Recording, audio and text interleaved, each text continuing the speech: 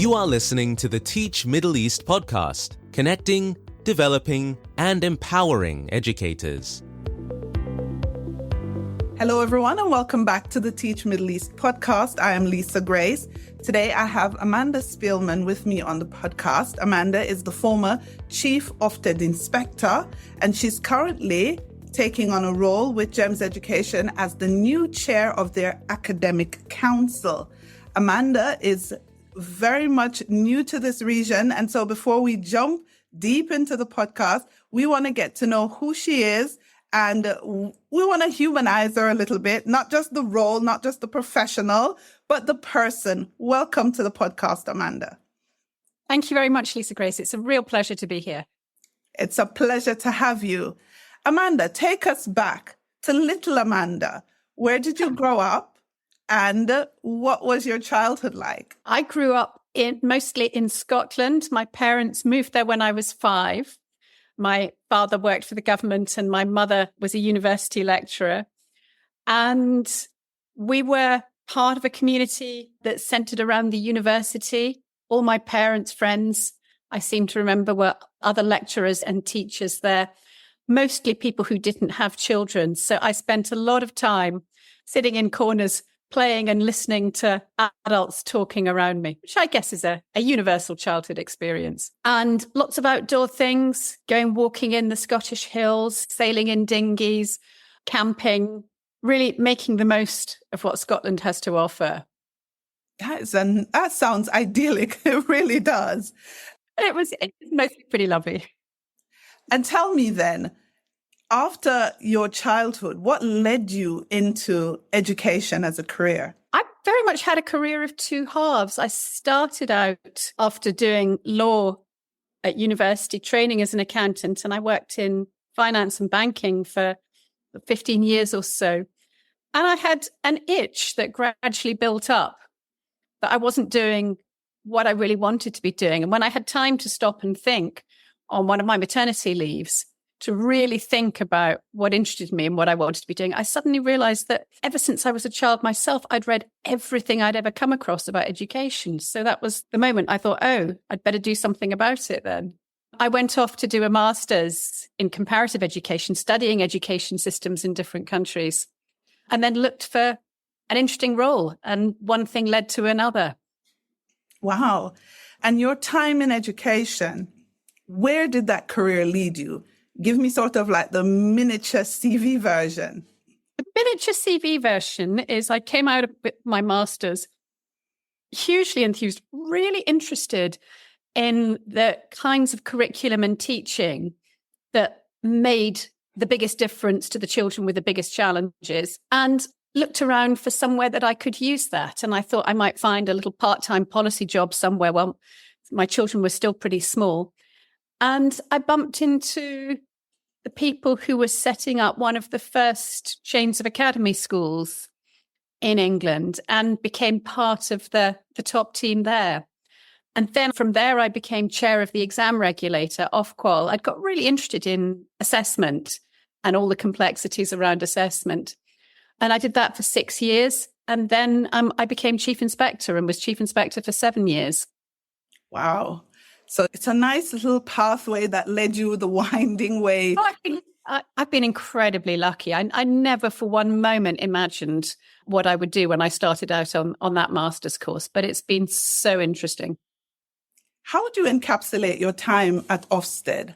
It was just extraordinarily invigorating. Ofsted isn't just about schools. It covers post-16 education and early years and social care. Funnily enough, the piece around schools, for some reason, is always much more politicized and much more pressured than the other pieces. So it's good to be able to calibrate the different worlds against each other. We achieved a tremendous amount in my time at Ofsted.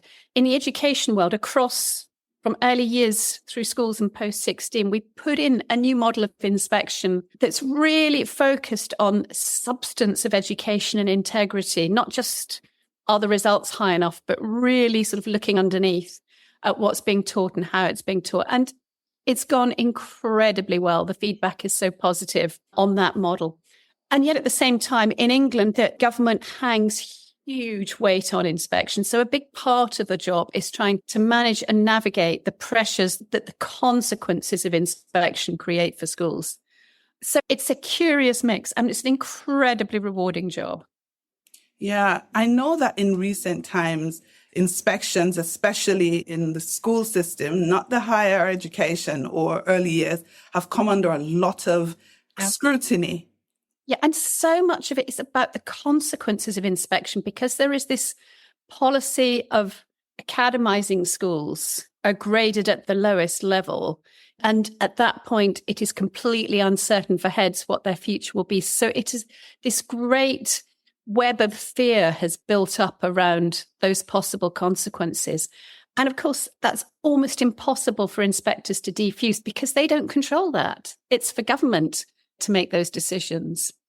So it's quite a sticky environment in England at the moment because it's very hard to have those conversations. Do you see, and it's just a hope, Amanda, but do you see it becoming less punitive in nature, less? Inspection isn't, this is a really important one. Inspection is not remotely punitive in nature. The whole process, I listened so much before I started at Ofsted. And throughout my time there, I went to so many conferences, teacher-led events, and usually on my own, so I could really talk to people and hear what they were saying. And I consistently heard this question about this message about fear of consequences. So one of the principles for the redesign that I did of inspection was to make it as much as possible about a constructive and supportive professional dialogue about the things that really matter. But what nobody is comfortable talking about is the very difficult situation that in the very, very small proportion of inspections, you find really serious failures. And most difficult of all, sometimes people aren't aware of those failures. And then you have a terribly difficult conversations. And inspectors are very skillful at handling those. But at the end of the day, there are times when the interests of children, the inspection is there to serve, and the interests of the adults are just not in the same place. And the inspector sometimes has to be the person to give a really tough message. And that is their job. It's like judges have to make decisions in the cases they hear. They can't say it's all a bit difficult and I don't want to be unkind to anybody, so I won't say anything. Inspectors are in that position that they have to say, is this school good enough or is it not good enough? So characterizing that as punitive is not really fair to inspectors. In a system where schools have a very high level of autonomy, inspection is that key safeguard that children are getting what they're actually meant to get. So inspectors in England are hired for their bedside manner. They're hired for not just for technical competence, but for their empathy and ability to have the right conversations. And the feedback is overwhelmingly very positive about that. But it's very easy for people to use words like punitive and sort of mischaracterize that it is the consequences that other people hang on it that are where any punitive aspect lies, not in the inspection process. Yeah.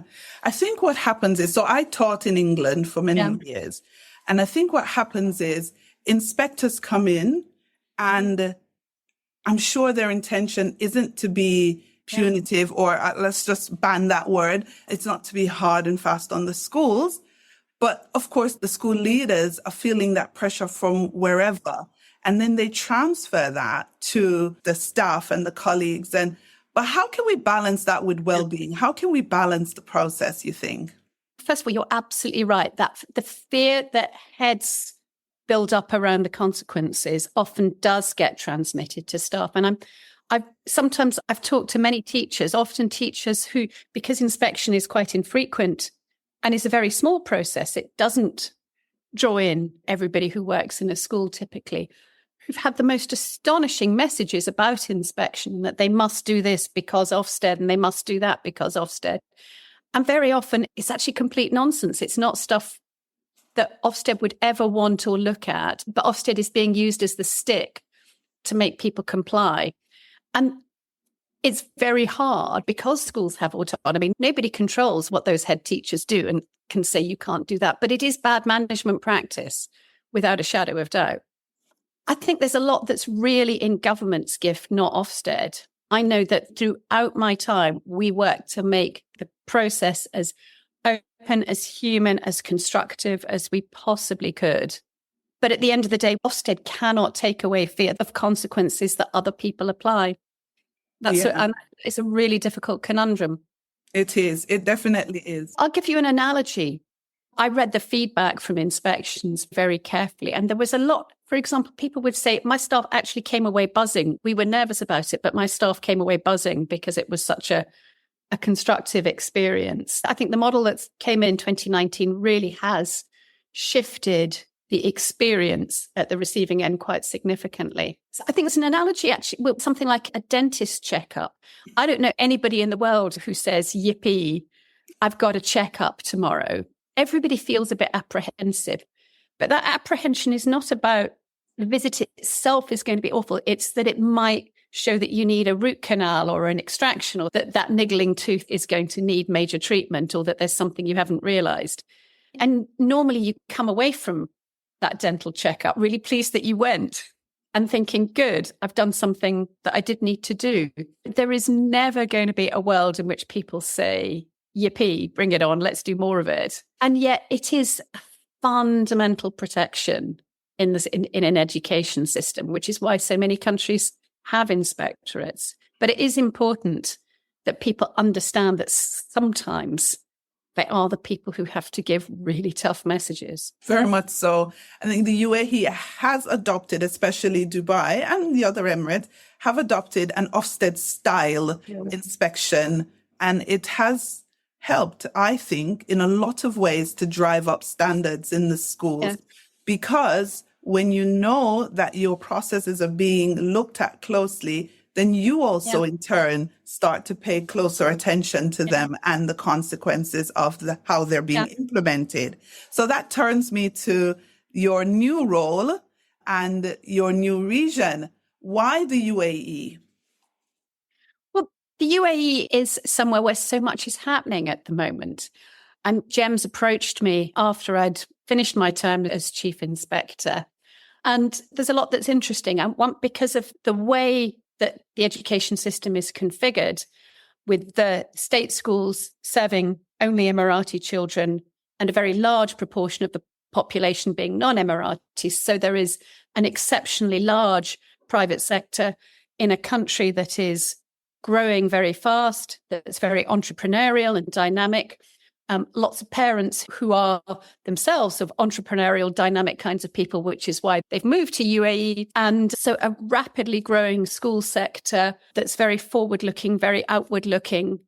It's very clearly a place that isn't set in stone, where nothing is really going to change ever. It's a place where there's a lot going on. So it's a place where it's very interesting to take a role in being part of shaping that future. Yeah, I've been here for 14 years, and over those years, I've literally watched the country just grow and evolve. And I find that their ambition is so vast that I often say, can they do it? And more often than not, they've done it. And you're like, wow, you've actually managed to do something that it takes other places decades or even longer to implement. They've managed to do it in record time. So your role as chair of the new academic council at GEMS Education, what does that entail? That's right. It's not an executive job. I'm not stepping into a place where I tell anybody at GEMS what to do. They have an excellent leadership team taking those responsibilities.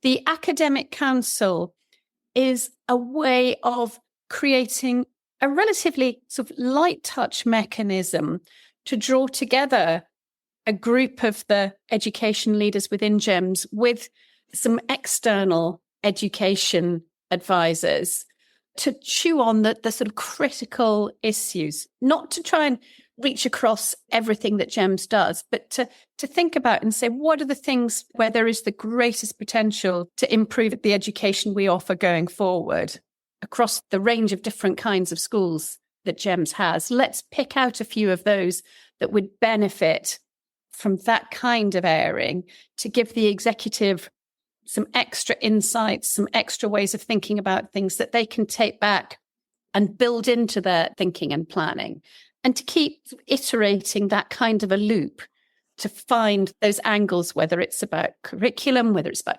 teaching, whether it's about assessment, whether it's about ways of building school culture, ways of improving the wider offer, all the sport, the extracurricular, all those other things that we know that people support, all the things that add up to a great education and people's coming out happy, well-educated, prepared for what lies ahead. Yeah, it sounds good. Sounds exciting. So I wanted to, because of how wide your scope is, now you're coming international, you've worked in the UK. What are you excited about now in education? What do you see happening that excites you? Oh, well, in England, for example, I think there's been a real sort of intellectual renaissance in education in England over the last decade, and very much a sort of teacher-led intellectual renaissance. People have really been picking up and thinking about all the sort of accumulation of evidence around all the different aspects, and reading, discussing, thinking about the implications, sharing ideas. Twitter for a while was for quite a long time was a great vehicle for that kind of sharing, though it's all got a bit difficult there at the moment.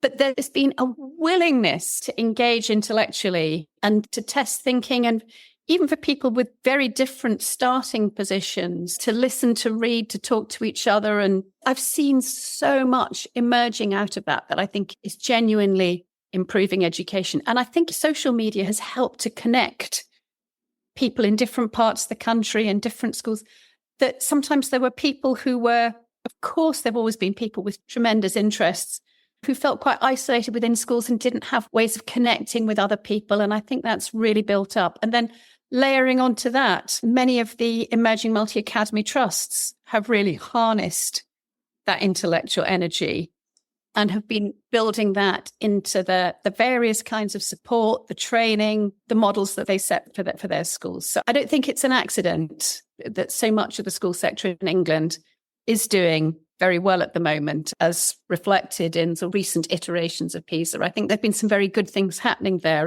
There's perhaps a bit of a downbeat mood in England at the moment in the education sector, between dealing with the aftermath of COVID and lockdowns, concerns about school funding, concerns about rising special needs, and for a whole variety of reasons that the school sector is not at its most cheerful. And yet I think there's a tremendous amount, actually, in the fundamentals to be very positive and excited about. I'm really looking forward to seeing in more depth the kinds of conversation, the kinds of thinking that GEMS is harnessing, that individuals visited a whole series of GEMS schools in June. Very different schools coming from very different traditions, international curriculum, British curriculum, IB curriculum, but seeing how in their different ways they were all building on and making that energy. And how did you find the tour of the different GEMS schools? How did you find it all?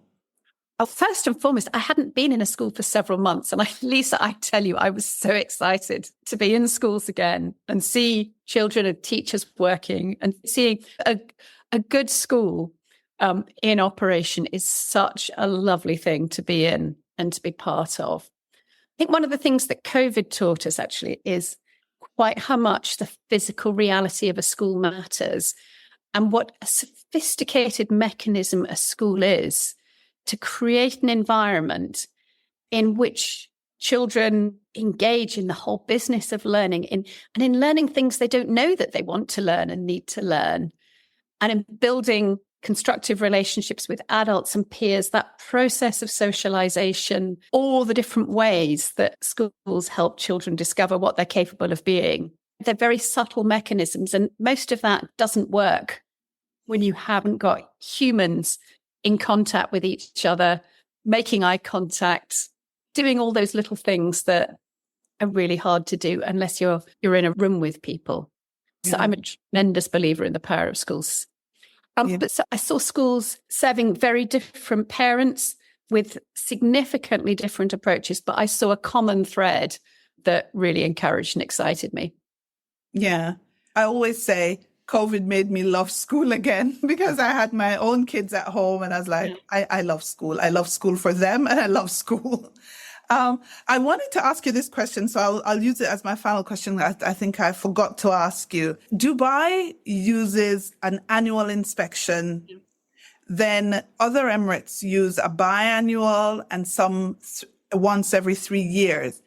What do you think is the right interval at which schools should be inspected? That's a really interesting question. The first thing I would say to that is inspection isn't just a thing that you do. You do it for a reason as part of a bigger government regulatory policy. So what you inspect, how often you inspect, all of those are things where your choices should be driven by what's the bigger policy? What is it you're trying to achieve? I think one thing I would say is, and there is a balance.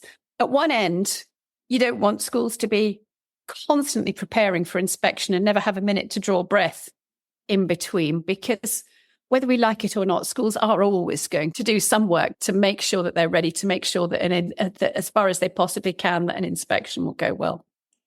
So too frequent and there's not enough time to do the day job. You're spending all your time preparing for inspection. But at the other end, too infrequent, and actually you create the space that the sort of fear and apprehension can build up. So to make it less work and less concerning for teachers, we'll only do it once every 10 years would probably be really bad news. So trying to find the sweet spot in the context of the particular policy environment, to me, should always be the aim, so that you're properly looking after the interests of parents and children in a way that's actually as fair and reasonable to head teachers and staff as you can make it. Fantastic. That's a great place to end the pod. Thank you so much, Amanda. Really nice to talk to you, Lisa, and good luck. Thank you so much. Thanks very much. Bye-bye. Thank you for listening to the Teach Middle East podcast. Visit our website, teachmiddleeast.com, and follow us on social media. The links are in the show notes.